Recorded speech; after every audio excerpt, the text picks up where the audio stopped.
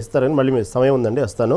ఆ ప్రస్తుతం కృష్ణారెడ్డి గారి దగ్గరికి వెళ్దాం. బీజేపీ నాయకులు కృష్ణారెడ్డి గారు ఒక రంగం చెప్పాలంటే ఇది ఎన్డీఏ పార్టీకి బిగ్ షాక్ అనే చెప్పుకోవాలి. ఎందుకు సంఖ్యాబలంలో పట్టుకోల్పోయింది బీజేపీ పార్టీ? ఎందుకు విపక్షాల యొక్క అభ్యంతరాలను నివృత్తి చేయడంలో ఎక్కడ ఫెయిల్ అయింది?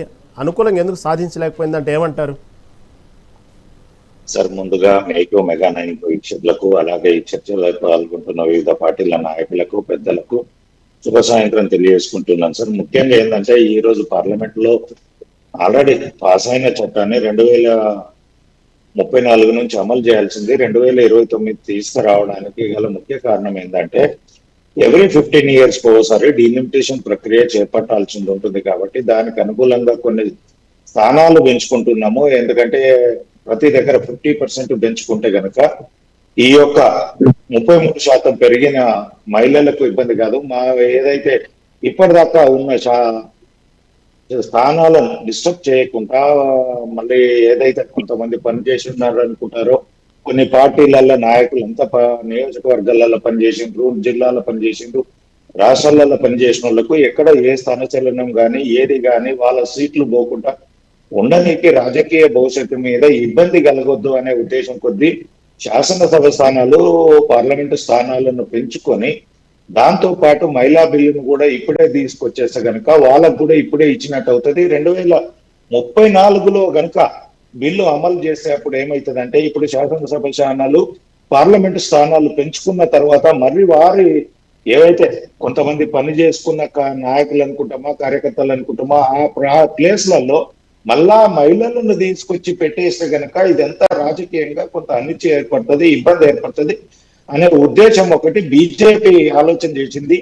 ఆ యొక్క శాసనసభలు స్థానాలు పెంచేటప్పుడే మహిళా రిజర్వేషన్ బిల్లును కూడా తీసుకొచ్చేసి 2029నే పార్లమెంటు స్థానాలతో పాటు వీళ్ళని కూడా తీసుకొస్తే కొంత సౌలభ్యంగా ఉంటుంది. రాజకీయంగా తరువాత ఇబ్బందులు జరగాయి అనే దాని మీద ఒక బీజేపీ అంటే దూరదృష్టితోటి ఆలోచన చేసి ఈ బిల్లును ముందుకు తీసుకురావడం జరిగింది. కానీ ఇది విపక్షాలు ఏం ఆలోచన చేసినాయి అంటే, ఇది ఏదో బీజేపీ స్వార్థం కొద్ది చేస్తుంది, వారి రాజకీయ లబ్ధి కొరకు చేస్తుంది అనే ఉద్దేశం.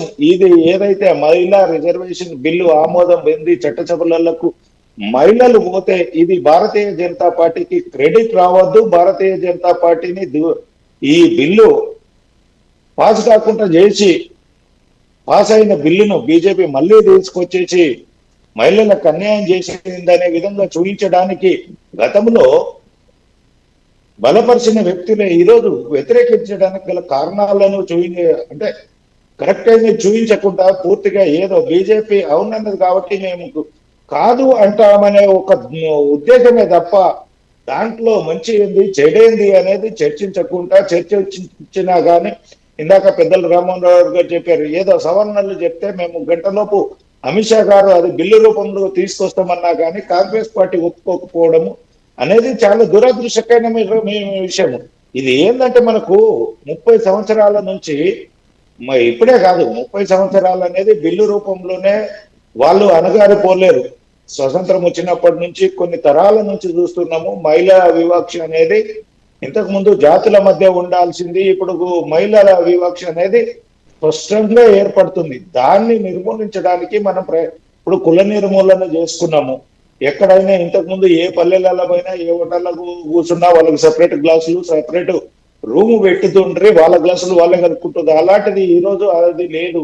ఇప్పుడు హైదరాబాద్ లో వస్తే, ఇప్పుడు గ్రామాలలో పోతే ఎస్సీ ఎస్టీలకు ఒక కాలనీ అంటుండే, వాళ్ళు వచ్చినా పోయినా వాళ్ళని ముట్టుకోడు. ఇది అదంటే కుల నిర్మూలన. హైదరాబాద్ లో వస్తే ఒక అపార్ట్మెంట్ లోనే అన్ని కులాలలో, అన్ని మతాలలో ఉంటున్నారు, కలిసిమెలిసి జయించే విధంగా కుల నిర్మూలన జరుపుకుంటూ వచ్చింది. కొద్ది ఒకటే రోజు రాత్రి జరగదు, కానీ అది జరిగింది. ఇప్పుడు మహిళల మీద వివక్ష తగ్గించాలనే ఉద్దేశం కొద్దీ మహిళలంటే హౌస్ వర్కర్సే, ఎక్కడ వెళ్ళినా వాళ్ళు ఒకరు ఎంబటి ఉండాలనేది కాకుండా చట్టాలు నిర్ణయం చేసే దగ్గర చట్టసభలలో ఉండాలనే ఒక ఆలోచన అనేది 30 సంవత్సరాల కింద ఆ రోజు చేసింది మంచిదే. కానీ ఆ రోజు రాజీవ్ గాంధీ గారు ట్రై చేశారు, దానికి కొన్ని రీజనల్ పార్టీస్ అడ్డుపడడము, కుటుంబ పార్టీలు అడ్డుపడడము, ఇది చాలా ఇబ్బందికరంగా జరిగింది. దాని తర్వాత దేవేగౌడ గారు కూడా ఒకసారి ప్రయత్నం చేశారు, దాన్ని కూడా అడ్డుకున్నాయి.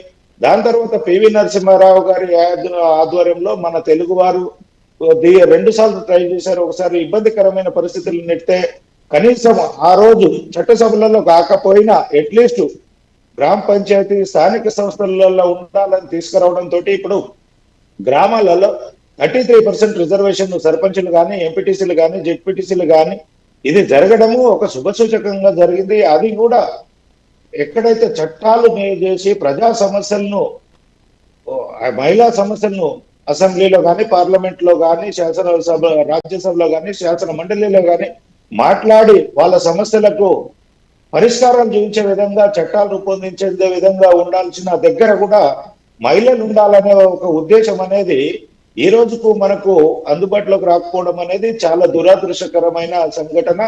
దీనికి అందరం మనం విచారం వ్యక్తం చేయాల్సిందే. మహిళలందరికీ కూడా ఈ బిల్లును వీగిపోవడానికి ప్రయత్నం చేసిన విపక్షాలకు గుణపాఠం చెప్పాలని చెప్పేసి తెలియజేస్తున్నాను సార్. రైట్. ఓకే, మళ్ళీ మీ దగ్గరకు వస్తారండి. మన రామచంద్ర గౌడ్ గారు ఉన్నారు, కాంగ్రెస్ నాయకులు. రామచంద్ర గౌడ్ నమస్తే అండి. నమస్కారం అండి రహీం గారు. మహిళా రిజర్వేషన్ బిల్లుకు తాను తమ పార్టీ మొదటి నుంచి మద్దతును తెలుపుతూనే, మద్దతు అంటూనే తగినంతగా మద్దతు లభించకపోవటానికి ప్రధాన కారణం ఏముండిద్ది అంటారు? దీంట్లో ఏకంగా అంటే గుత్తాధిపత్యంగా అధికార పార్టీ అనేది ముందు అన్ని పార్టీ